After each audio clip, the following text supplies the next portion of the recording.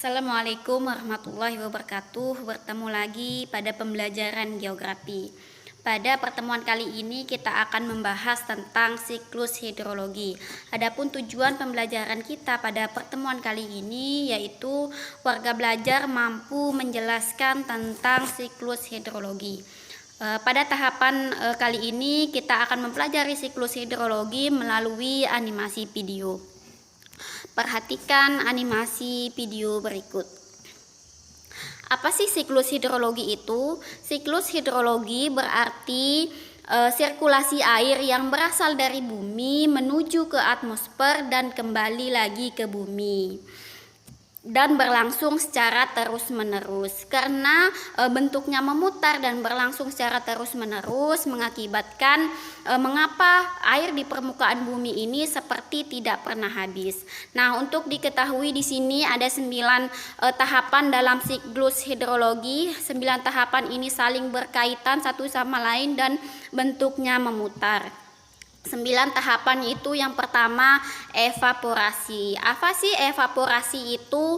Evaporasi berarti penguapan air, semua air dari sumber yang ada di muka bumi, baik itu air laut, air sungai, samudra maupun di area persawahan. Air itu akan berubah menjadi uap air akibat dari pemanasan dan sinar matahari. Uap air ini akan menuju ke atmosfer. Bisa dilihat di video animasi berikut. Nah, yang kedua itu transpirasi. Apa sih transpirasi itu? Transpirasi berarti penguapan pada tumbuh-tumbuhan. Air yang ada pada tumbuhan ini akan berubah menjadi uap air karena proses dari pemanasan dan sinar matahari. Uap air ini akan kembali ke atmosfer. Pada transpirasi ini, uap air yang terbentuk itu tidak sebanyak pada saat evaporasi. Tahapan yang ketiga yaitu disebut dengan evapotranspirasi. Apa sih evapotranspirasi ini? Evapotranspirasi gabungan antara evaporasi dan transpirasi. Berarti gabungan antara uap air yang ada di bumi dan air yang ada pada tumbuh-tumbuhan. Air yang ada di bumi ini dan air yang ada pada tumbuh-tumbuhan ini akan menguap karena akibat dari pemanasan dan sinar matahari. Akan menguap membentuk uap air yang seterusnya akan menuju ke atmosfer. Yang keempat, tahapan yang keempat ada namanya sublimasi. Apa sih itu sublimasi? Sublimasi berarti mencairnya es menjadi uap air, dan uap air ini akan menuju ke atmosfer. Untuk sublimasi ini es yang menjadi uap air tidak mencair terlebih dahulu, tapi langsung dari es menjadi uap air. Sublimasi ini terjadi pada daerah-daerah yang dingin, daerah-daerah pegunungan. Selanjutnya yaitu tahapan yang kelima ada namanya kondensasi. Apa sih kondensasi itu? Kondensasi berarti proses berubahnya uap air menjadi partikel-partikel es. Setelah menjadi uap air ini akan berubah menjadi partikel-partikel es pada ketinggian tertentu akibat dari tekanan udara dan suhu yang sangat rendah. Partikel-partikel es ini akan bergabung membentuk sebuah awan. Semakin banyak partikel-partikel es yang terbentuk, maka semakin besar atau semakin tebal dan semakin menghitam awan yang terbentuk. Bisa dilihat pada video animasi tersebut, uap air akan berubah menjadi partikel-partikel es karena suhu udara yang rendah dan suhu udara yang dingin. Selanjutnya yaitu ada namanya adveksi. Adveksi ini terjadi setelah terbentuknya awan. Setelah terbentuknya awan, adveksi ini bergerak awan ini akan bergerak menuju satu titik ke titik yang lain, namun dalam masih horizontal yang sama. Ya, itulah yang disebut dengan adveksi. Bisa terlihat di sini awan akan menuju ke daratan. Itulah yang disebut dengan adveksi. Selanjutnya ada namanya presipitasi. Tahapan yang ketujuh yaitu presipitasi. Apa itu presipitasi? Presipitasi berarti proses mencairnya awan hitam akibat adanya pengaruh suhu udara yang tinggi. Nah, pada tahapan inilah terjadinya hujan. Bisa dilihat di video ini, tanda panahnya akan turun hujan dan membentuk run-off. Nah, yang ke-8 ini disebut dengan run-off. Apa itu run-off? Run-off berarti limpasan yang merupakan pergerakan air di tempat yang tinggi menuju ke tempat yang lebih rendah yang terjadi di permukaan bumi. Nah, yang ke-9 ada ini tahapan terakhir pada proses siklus hidrologi yang namanya peresapan air ke dalam tanah, yaitu infiltrasi.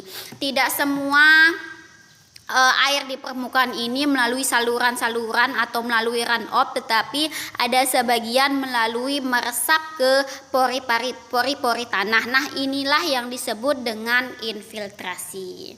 Baik, kita sudah membahas tentang 9 tahapan pada siklus hidrologi. Selanjutnya kita akan membahas tentang macam-macam siklus hidrologi. Siklus hidrologi itu ada 3 macam, dibagi menjadi 3 macam. Yang pertama siklus pendek, yang kedua siklus sedang, yang ketiga siklus panjang. Nah, kita akan membahas satu persatu tentang siklus hidrologi. Yang pertama siklus pendek. Kita akan membahasnya melalui video animasi berikut. Yang pertama itu siklus pendek, ada tiga tahapan dalam siklus pendek. Yang pertama, air laut yang terkena pemanasan sinar matahari akan mengalami penguapan dan membentuk uap air. Setelah itu, uap air yang tersebut akan mengalami kondensasi dan membentuk awan. Awan yang terbentuk ini akan menjadi hujan di sekitar permukaan laut. Nah, ada 3 tahapan dalam siklus pendek. Selanjutnya yaitu siklus sedang. Siklus sedang di sini ada 4 tahapan dalam siklus sedang.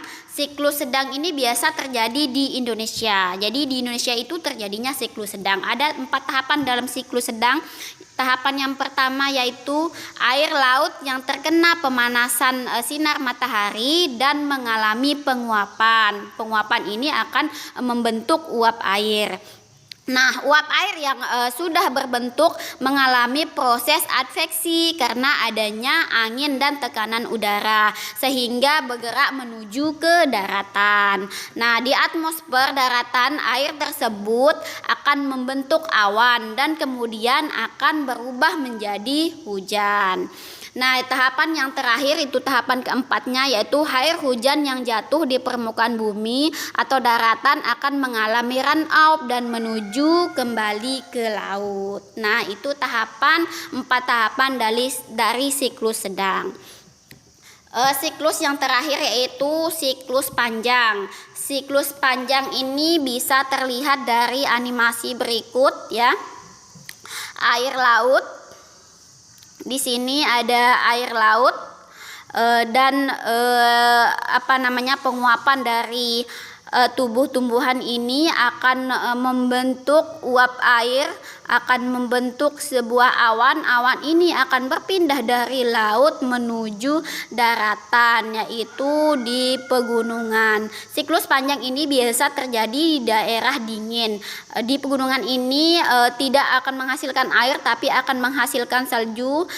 Salju tersebut akan mencair lagi,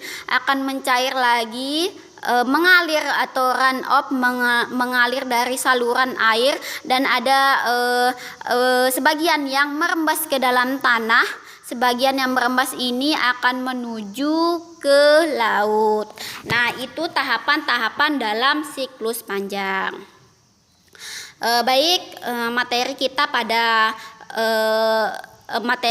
tentang siklus hidrologi ini sampai di sini. Untuk lebih lanjutnya atau lebih jelasnya kita akan membahas, kalau ada pertanyaan kita akan membahas pada pertemuan tatap muka minggu depan. Terima kasih sudah menyimak video ini. Wabillahi taufiq wal hidayah. Wassalamualaikum warahmatullahi wabarakatuh.